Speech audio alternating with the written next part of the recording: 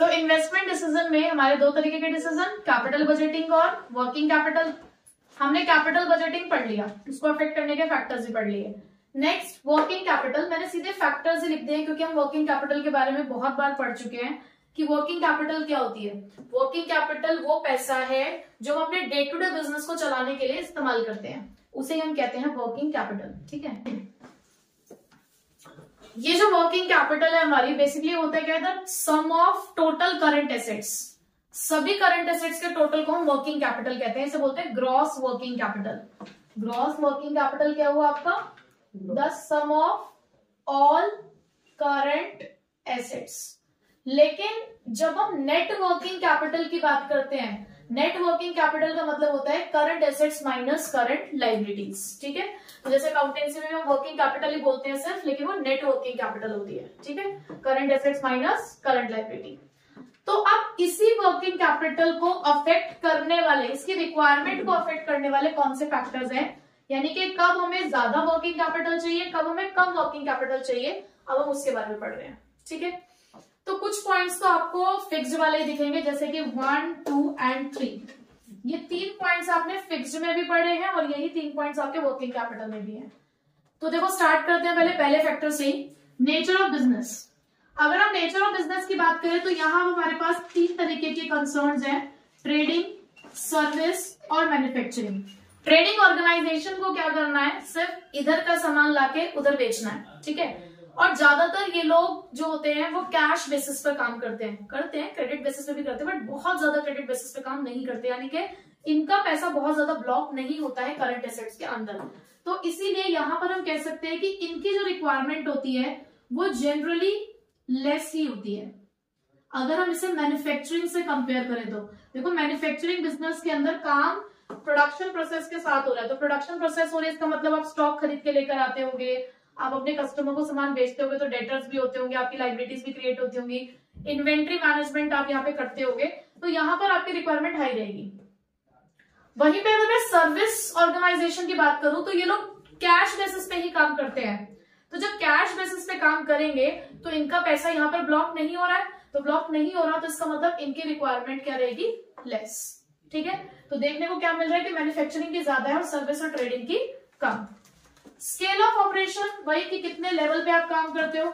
अगर आप large scale पे काम करोगे तो आपकी रिक्वायरमेंट ज्यादा ही रहेगी, अगर आप स्मॉल स्केल पे काम करोगे तो आपकी रिक्वायरमेंट कम रहेगी। ठीक है, ये तो सिंपल था। अब बात करते हैं बिजनेस साइकिल की। देखो, बिजनेस साइकिल का मतलब होता है कि आपके बिजनेस के लिए वो पीरियड कैसा है।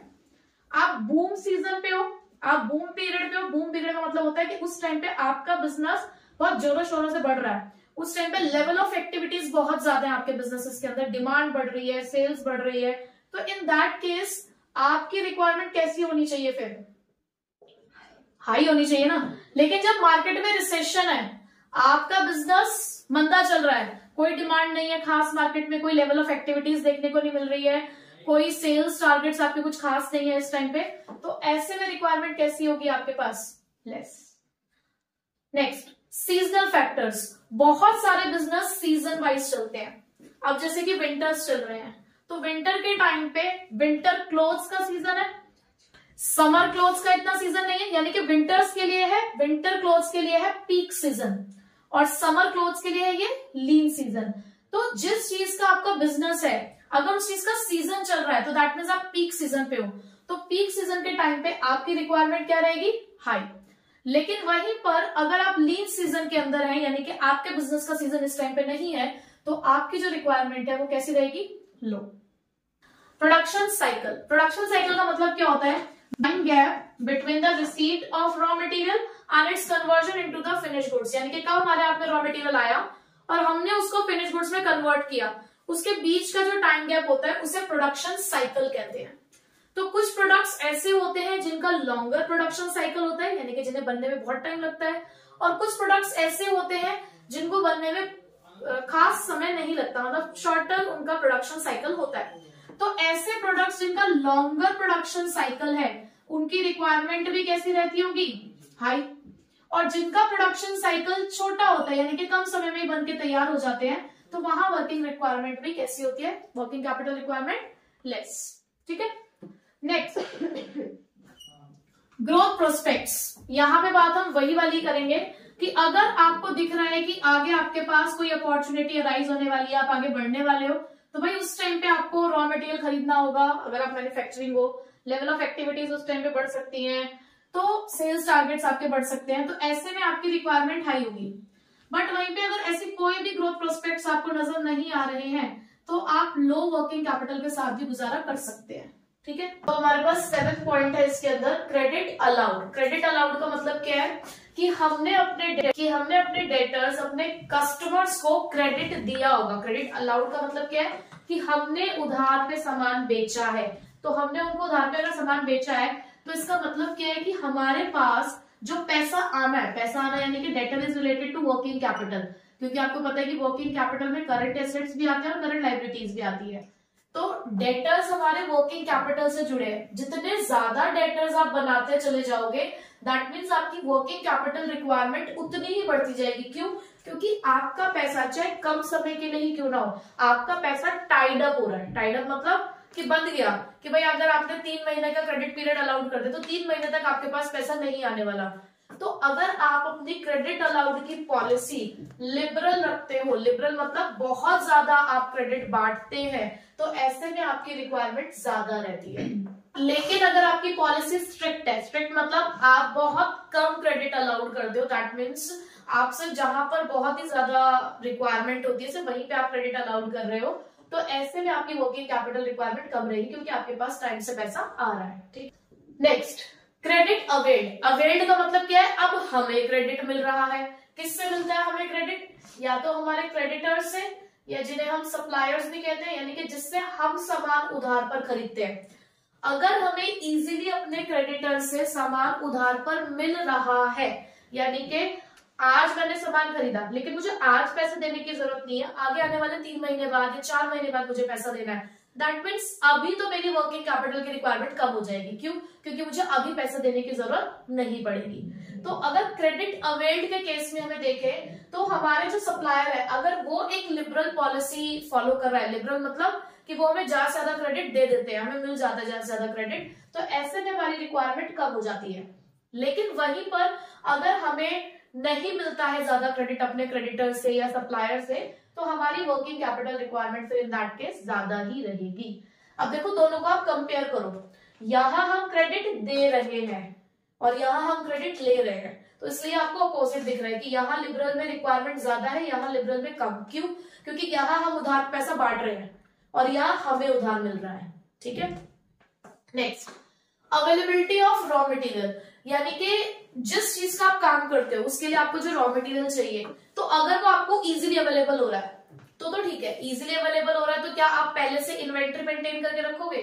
कोई जरूरत नहीं है पहले से इन्वेंट्री मेंटेन करने की, क्योंकि आपको जब भी जरूरत होती है आप जाते हो रॉ मटेरियल लेकर आ जाते हो, या आप ऑर्डर प्लेस करते हो, आपके पास रॉ मटेरियल इजीली आ जाता है।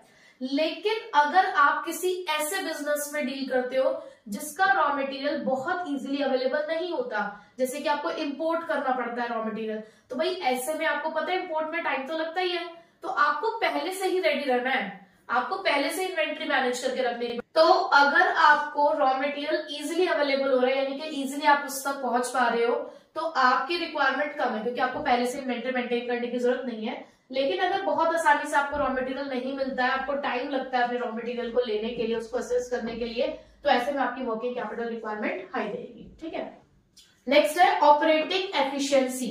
ऑपरेटिंग एफिशिएंसी मतलब कि आपका बिजनेस कितने अच्छे तरीके से चल रहा है, आपका बिजनेस कितने अच्छे तरीके से अपने रिसोर्सेज का इस्तेमाल करता है, आपका बिजनेस किस तरीके से कैश को मैनेज करता है, तो वो उसके ऑपरेटिंग एफिशिएंसी को चेक करता है।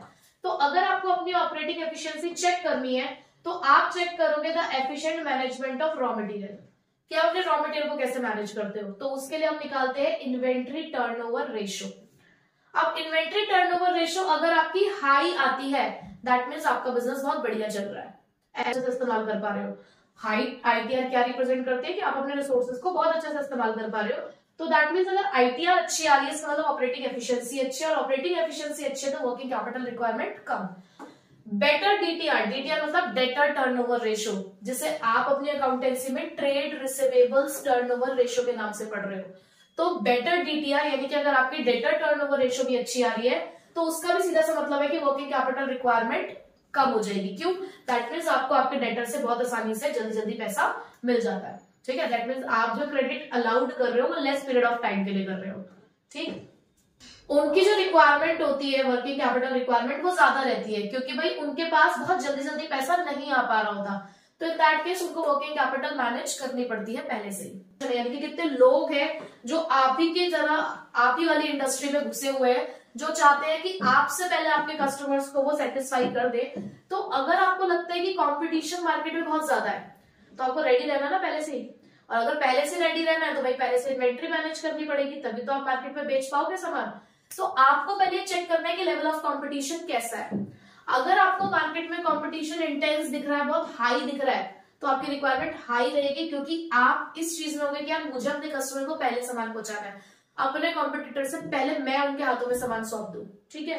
दूसरा, अगर यही लेवल ऑफ कंपटीशन लो होता है, यानी कि बहुत ज्यादा सप्लायर्स नहीं है, बहुत ज्यादा ऐसा कंपटीशन आपको नहीं देखने को मिल रहा, तो थोड़ी कम इन्वेंट्री से भी आप काम चला सकते हो। तो इन दैट केस आपकी जो रिक्वायरमेंट है वो कैसी रहेगी? लेस रहेगी। ठीक है। Next, inflation. इन्फ्लेशन का मतलब क्या होता है? प्राइसेस का बढ़ना।